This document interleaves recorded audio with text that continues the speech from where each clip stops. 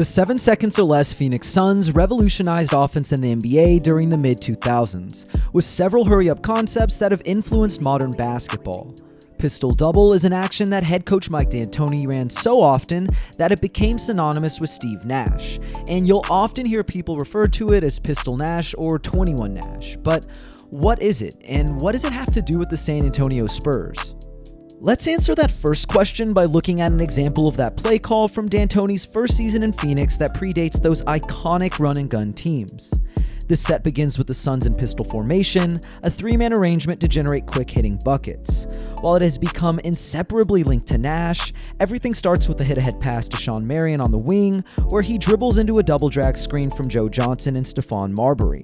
There can also be ancillary actions on the weak side, and in this case, Scott Williams sets a pin down for Leandro Barbosa to get open for a long 2. While that was a fun blast from the past, let's tie this into the current iteration of the Silver and Black, who ran that classic Pistol Nash set with a twist.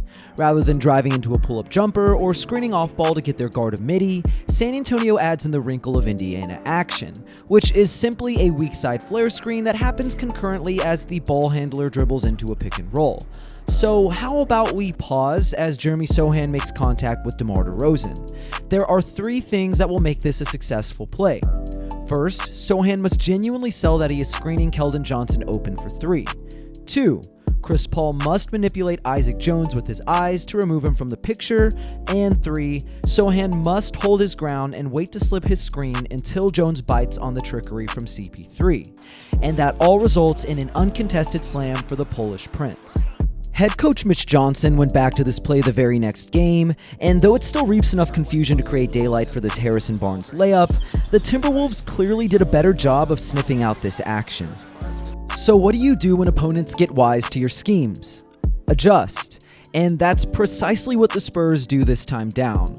Knowing those help defenders are going to stay home on that flare screen exchange on the weak side, San Antonio is able to take advantage of the Timberwolves bringing 2 men to the ball after Nickeil Alexander-Walker gets caught on the initial pick from Jeremy Sochan. And with Julius Randle and Alexander Walker chasing after Chris Paul, Sochan sitting in the dunker spot, Victor Wembanyama rolling to the rim, and Rudy Gobert left all alone in drop coverage, all Vic has to do is read the floor and pick apart the defensive lapses.